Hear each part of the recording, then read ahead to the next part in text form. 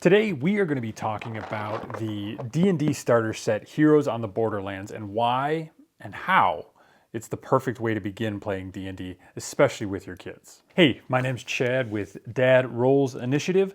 This channel is all about building kind of a foundation of D&D with your kids, especially as a brand new player, as a brand new DM.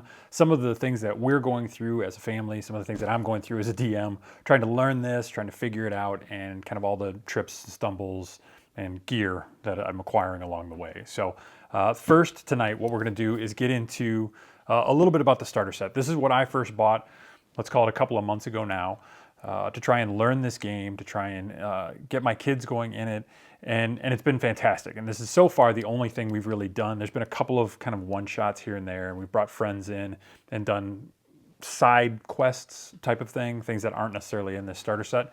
But predominantly, it has been all this for every session that we've done, essentially weekly, since getting this at the tail end of December. So I wanted to kind of walk you through why it works and what works so well about it, especially as I'm kind of understanding a little bit more about the bigger game, the more complex Dungeons & Dragons environment that is out there, and why this works so well, again, especially for kids. So let me open this up. Kids love that. So first off, the thing that really struck me, and has kind of struck me even more so since getting more involved in this is how they start you with your characters. So there's pre-made characters. You got the options of a fighter, a wizard, a rogue, a cleric. I think it's just those four. And then they go from level 1, level 2, and level 3. And the great thing about it is that all of the information you need to get started with these characters is right here on this card, ready to go for you. So it's got your armor class up here with little squares where you can put your any sort of armor that you get, or shields, or any weaponry that changes that at all. You can get right there. You've got your initiative listed right here. You've got your hit point maximum. You've got all of your ability scores, your saving throws. All of that stuff is right here, pre-printed, ready to go on the card, so that you can just jump right in. You don't have to worry about any of the math. You don't have to worry about trying to figure out what goes where. It's all done. It's ready to go for you. And that makes it really great. And then the same thing, so it just jumps from each level on the card. So you go from level 1, level 2, level 3 are all right there on the card. So as you make those experience points, as you make those milestones and get to level up, you just got to flip your card over and you're good to go. It's ready to play. Character creation, I think, is a lot of fun now that I'm getting into it a little bit more, but I'll tell you, it's daunting if that's how you're starting. If you're starting with character creation and you just want to sit down with your kids and play, it would be brutal. But this, it's ready to go and you don't even have to worry about it.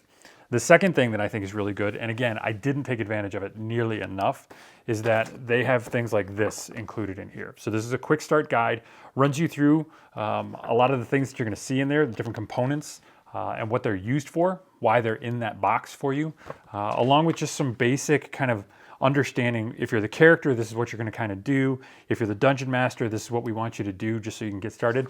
This would be the perfect thing to pull out maybe a day or two before you're actually going to get anybody else started on this. So like, buy the box, get it from Amazon, get it from the bookstore, whatever, and then read through this 72 hours before anybody else joins you. And you'll have a much better grounding on what you're going to need to play the game and play it well from that point forward.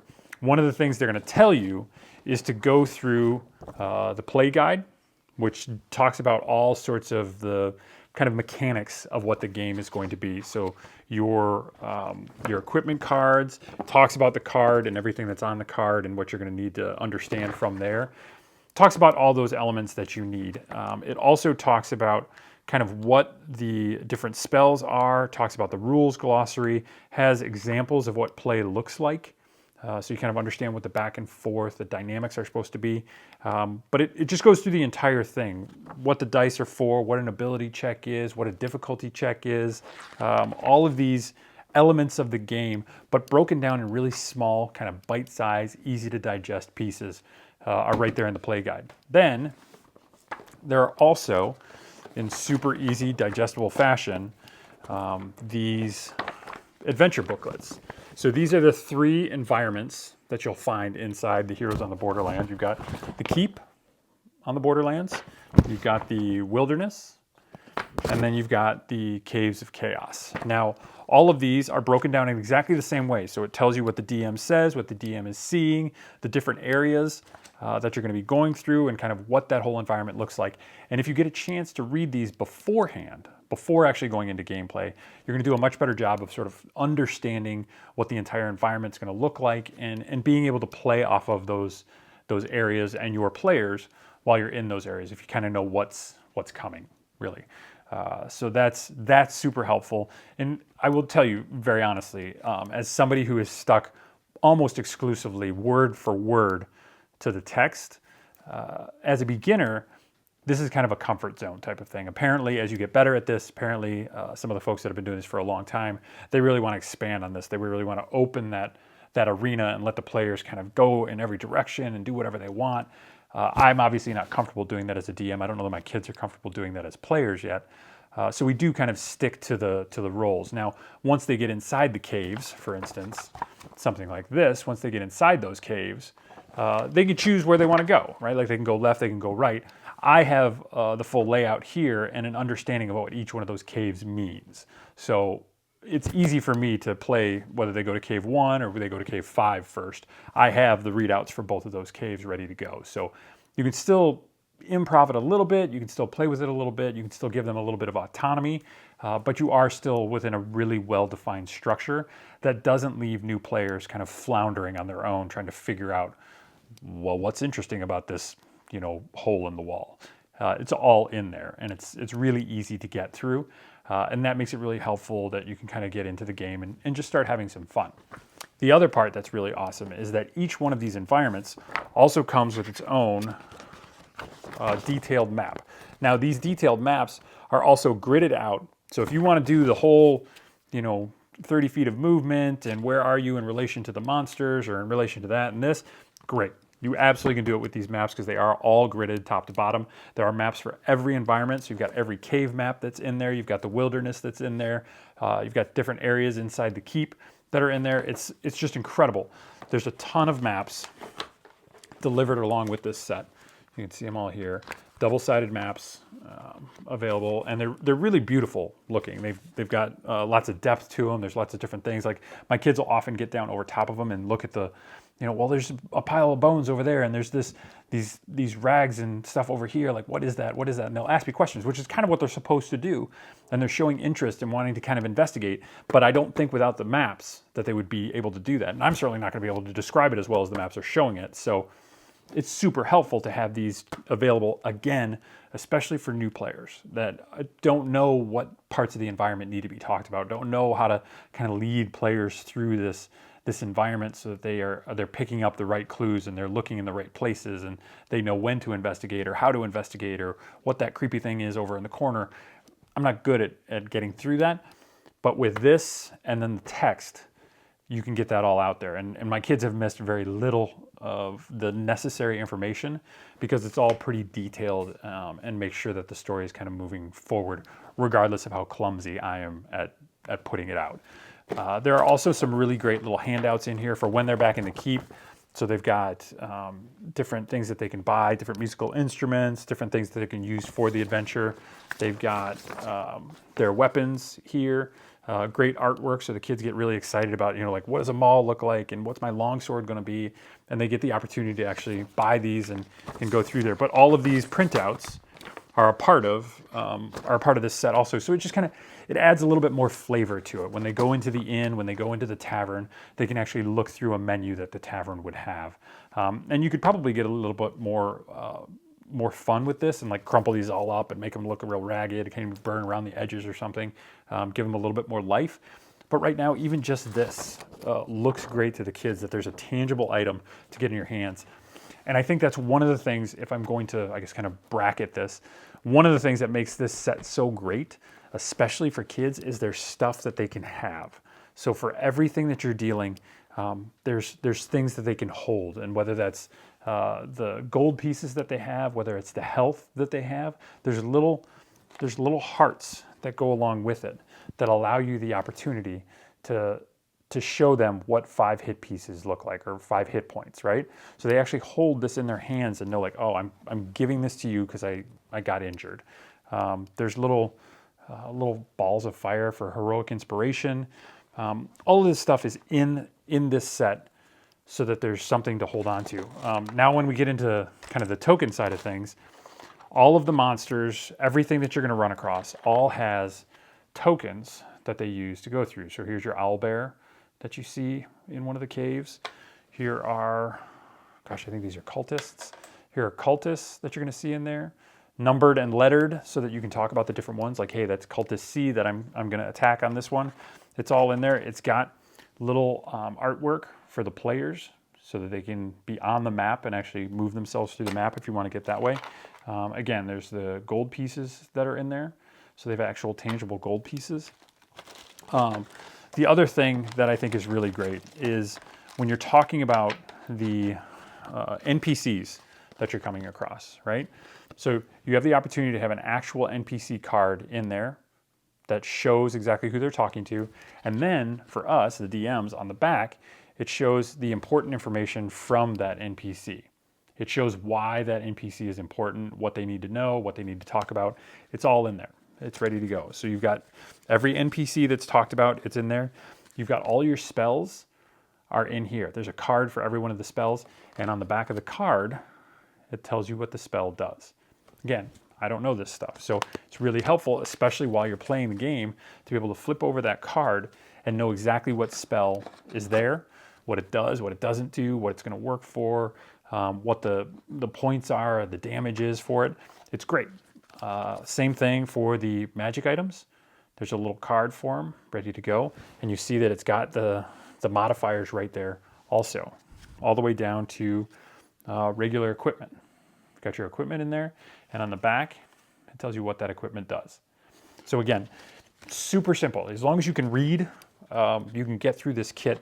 It maybe is not going to be as fast as a game would be otherwise. It's certainly not going to be as clean as it would be for folks who know this stuff backwards and forwards. But you can get through it, and I will tell you that from at least my kids' experience, they kind of love finding out about this new stuff. They love flipping over their spells, finding out what they just got. If there's a magic item that is found, they love flipping that over and kind of reading to each other what this magic item does and how it can be used. And they start thinking about like, oh, like maybe you're better with this, and I'll take that one and this. And they're coordinating with each other as this stuff is coming across. And it's really incredible because they've got tangible stuff, right? This is not just a theater of the mind type of situation. So I think that's super helpful. They give you this really great combat tracker. Again, makes this process a little bit easier for us newbies. And then they have some really spectacular monster cards in here. So the artwork is phenomenal, but shows what the monsters look like. And then of course it's got their whole stat block and everything on the back.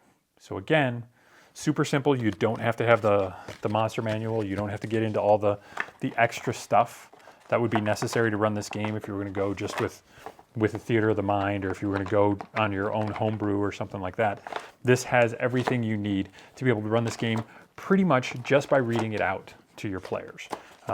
As you get better at it, as you get more comfortable with it, you can start embellishing, and you can start adding a little bit of extra spice in there where you think is important.